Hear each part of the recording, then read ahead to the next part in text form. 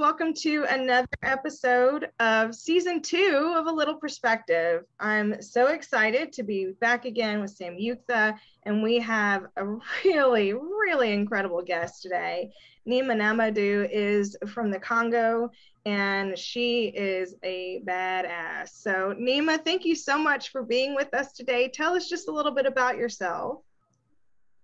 Oh, thank you so much for welcoming me. And my name is Neema Namadou. I'm from DRC Congo, and I have more names. I'm a troublemaker, and last time, they called me dangerous woman. Those is the name of people around the world that they give me because the kind of the women when they stand up, survival, polio survival, you can't stop them. Is how sometimes the people say because we're handling many stuff, we're handling many difficult, challenging. We are change maker. We are changing games for people. That is how I am. My name that you already know. I'm from DRC. That like I can say about DRC. Congo is the second rainforest after Amazon forest, and also Congo is in Middle Africa. That is Nema from Bukavu City, South Kivu province. I born in Itombwe Forest. Thank you so much. Thank you. We're so excited to have you and just to hear all about the amazing work that you're doing for, the women and people with disabilities in the Congo. Could you talk about your experience living with polio and how you've survived and went from there? Thank you so much. To really be honest, we cannot say we are survival. As a woman, I born in this South Kivu province when I was a little girl. I got polio when I was 2 years old. That is when I got polio. I grown up on a village when I didn't have crutches. I didn't have a wheelchair. I didn't have, I didn't have. I didn't have no road. I didn't have a toilet. And when I grew up there, I didn't have when to go to school, like education for special education for kids with disability. And when I got that polio, but I have my mother who loves me so much, who supports me, is why how I get that. And I finished primary school, I finished secondary school and university, and I begin serving in my country as a technical advisor to National Minister of Gender and Family. And that's when I grown up. I didn't have anything to help me, but I grown up in that condition.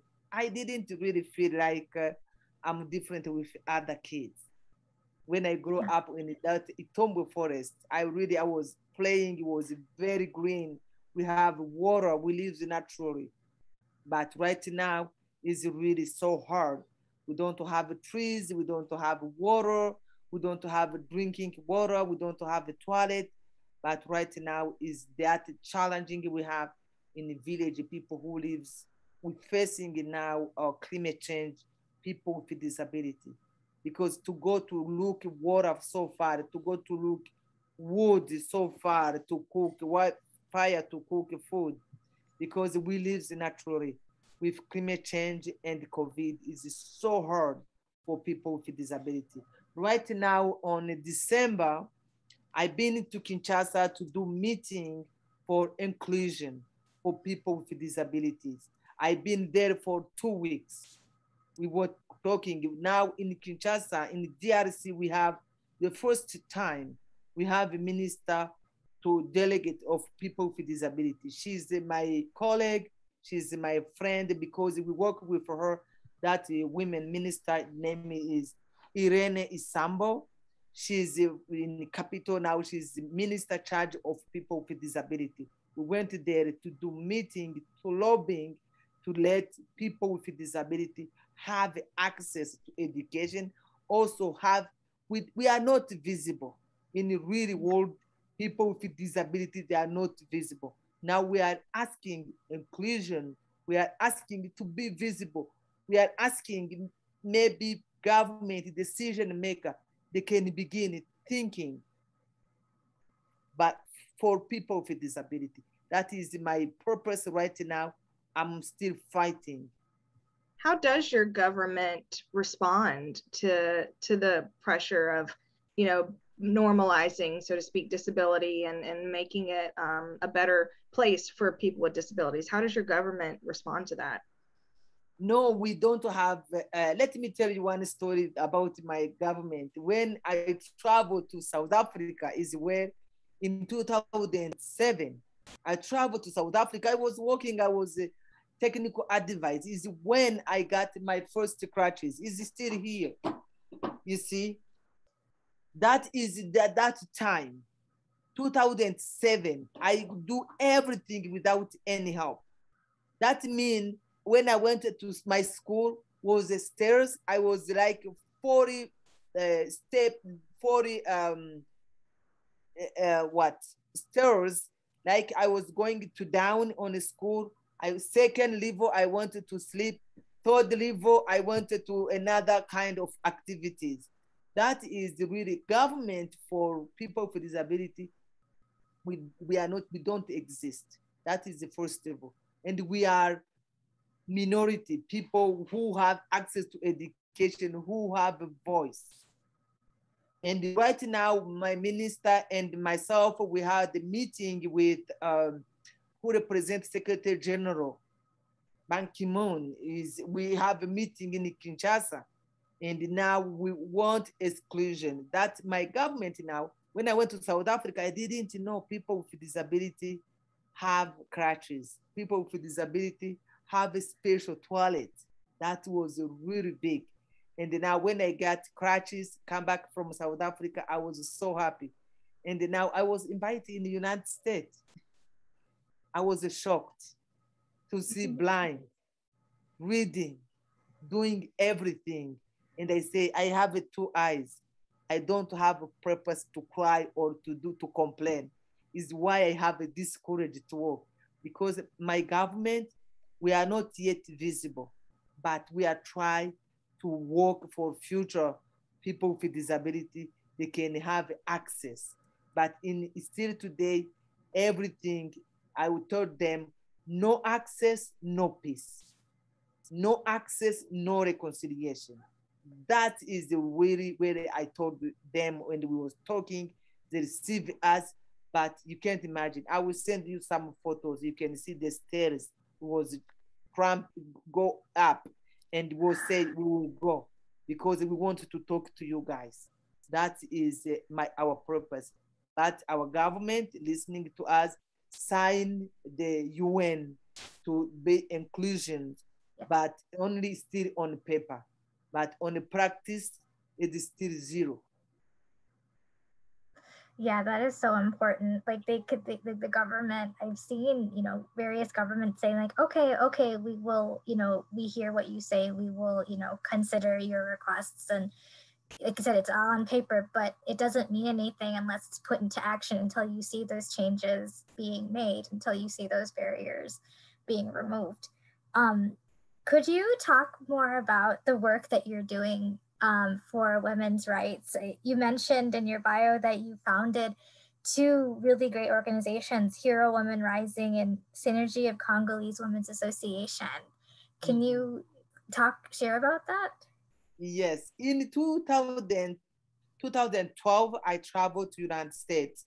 Before I traveled there, I was connected to one organization called World Pulse.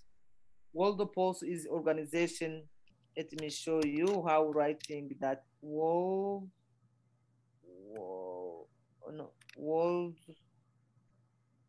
Pulse. That's a .com.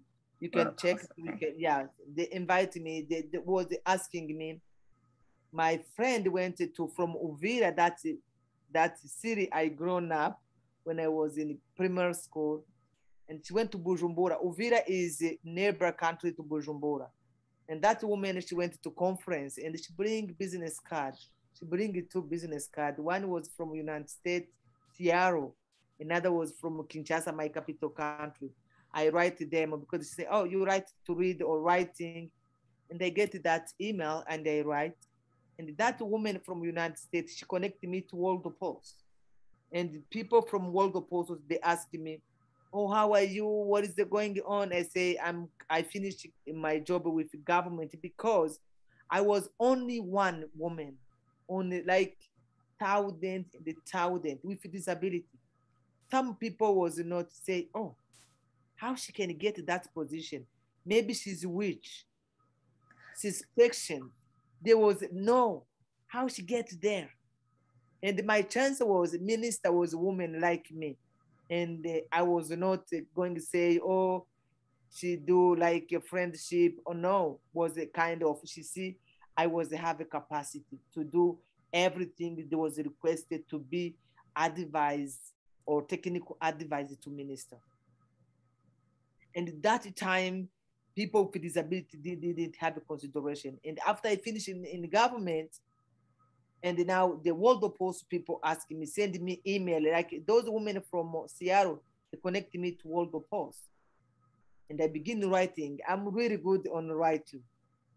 I do articles. They teach us to be journalists, citizen journalists. Like you go outside, you see things, and now they invite me in America, and I say no, I don't want to come to America.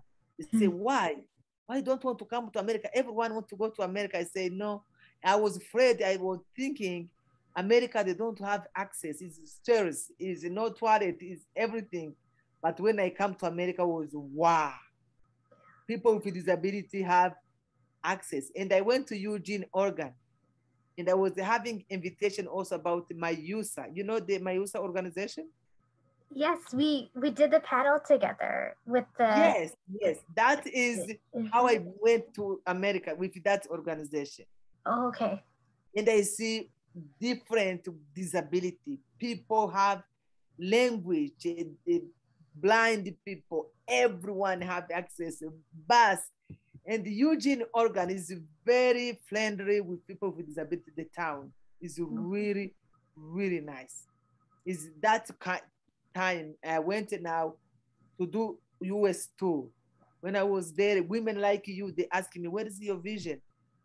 But when I say, no, I don't want to go to US, let I back a little back. And they say my story back, and they say, what do you want? And I told them I wanted women to know what it is I'm doing. I was chatting, talking with women. I have a blind woman who answered me from Fiji. And now I said, wow, this is the technology. This is the power about technology.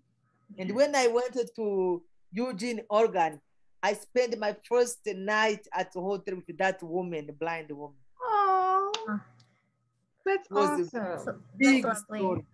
Yes. And that was, I say, wow, I'm not a disability. I'm not with a disability.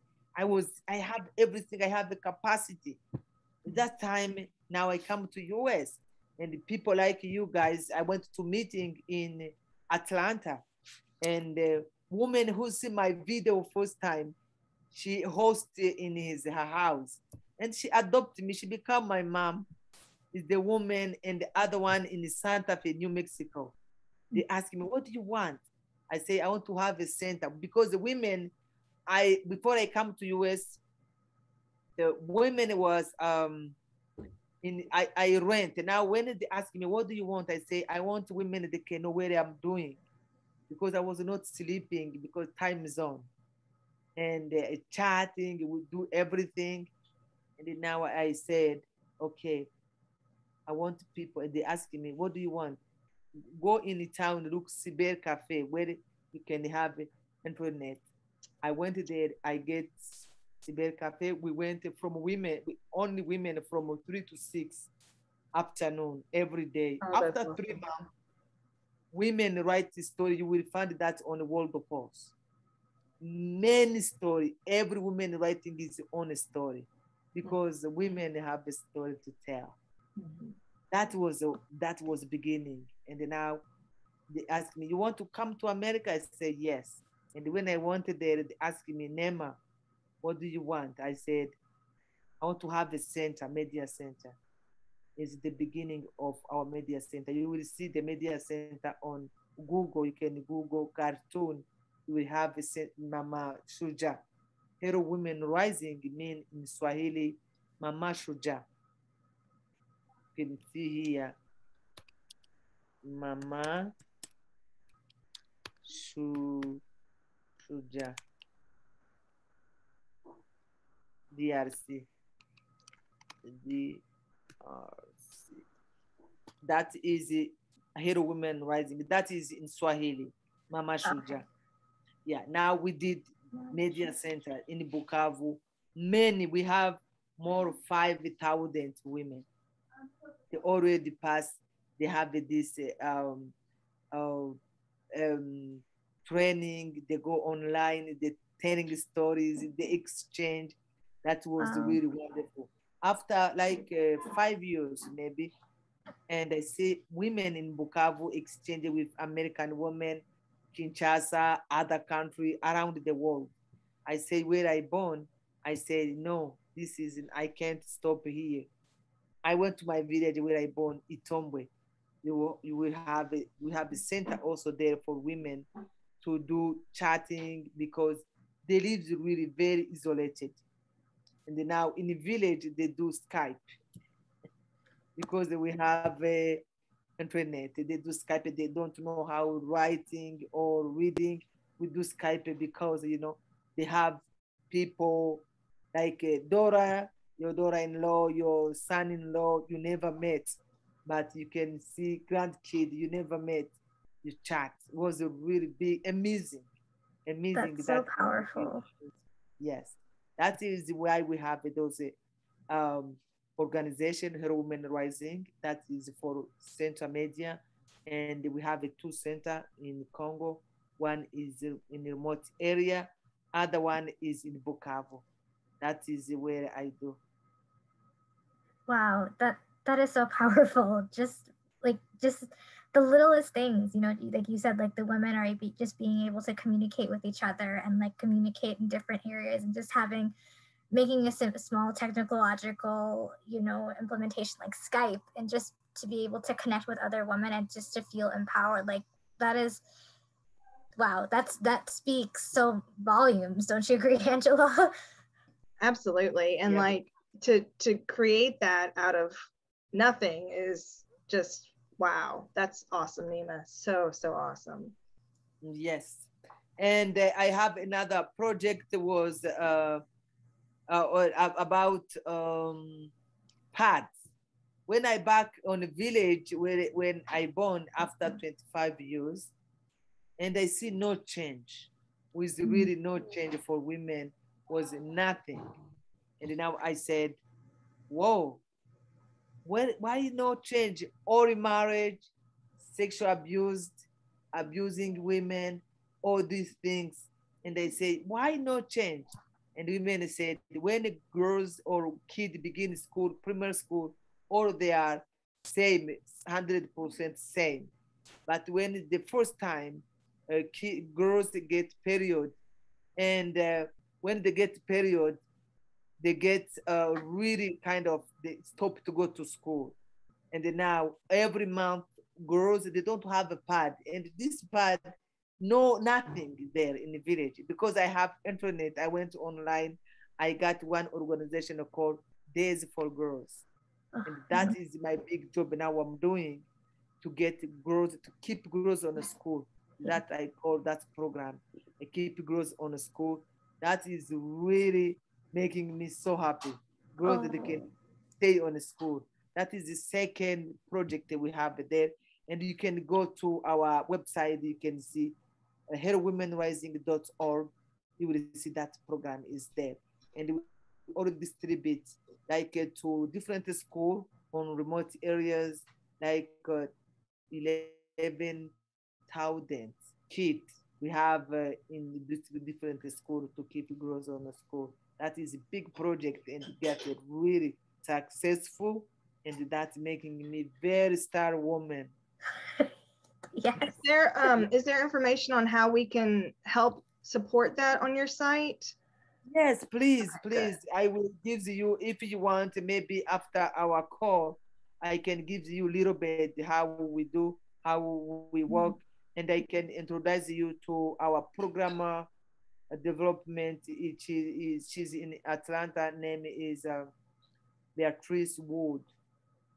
Okay. I will That's connect awesome. with you. Maybe you can see something really, and also especially girls with disability, because they say, oh, don't think about them.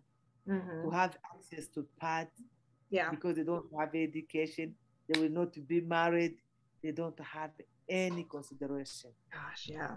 Yeah.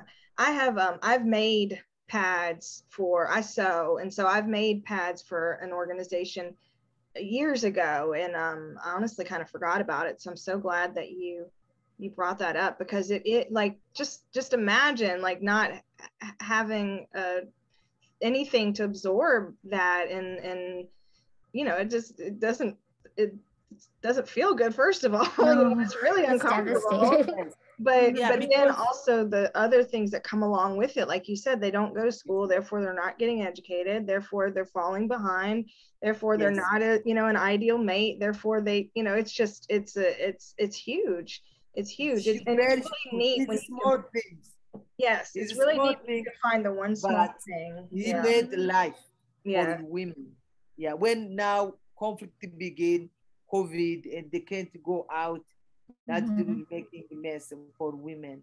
And that's really, for me, when I saw that kind of, I moved in the village, I was little girl. And you can't imagine every month girls have to be absent at school 7 days, 6 days, is dependent the how. And when now she's finished first semester, she's beyond other kids. And now say, oh no, you are already woman, you have a period. They begin looking men, second wife, they by force is already, it's kind of mess really. And I was telling one time our governor said, if this period was for men, would not be any problem around the world, because it's for women. This is really, we are fighting with many problems with this patriarchal system. That is why you see, and especially people with disability, women with disability, they are not like men with disability, especially women, because women cannot say, be married. That's one example. And you cannot be successful if you don't have help, and you don't have access to anything. And at the beginning, when you have periods, and other women, they are neglected, but they are full contributor, and we are also full contributor. But especially when we are talking, really, it's so hard for women with disability to get life going. Agreed. 100% agreed. I just feel like when like just the importance of education, like if there's no substitute for education, there is no replacement. And if we can get all girls that, like if we can just make a movement of it, like just get everyone on board, and like all women and girls, they will go far, and like they can. And it's just so hard because with the different regulations in the government, and like just the different, and like you said, with the attitude that people have, and it's going to take a lifetime or even more to for these changes to happen, I feel. Can you talk about more of like the recognition, and like just like the, like this is your opportunity to really share, and like we want you to boast, we want to lift up your voice so people can really be inspired and moved, and like hopefully, like what Angela was saying, like we can come together and get these girls like their pads, like get them what they need. And so you've received so many awards and accolades. Can you talk about the recognition that you've received? Oh, I received many. Yeah. The is from Kinshasa capital about peace and reconciliation.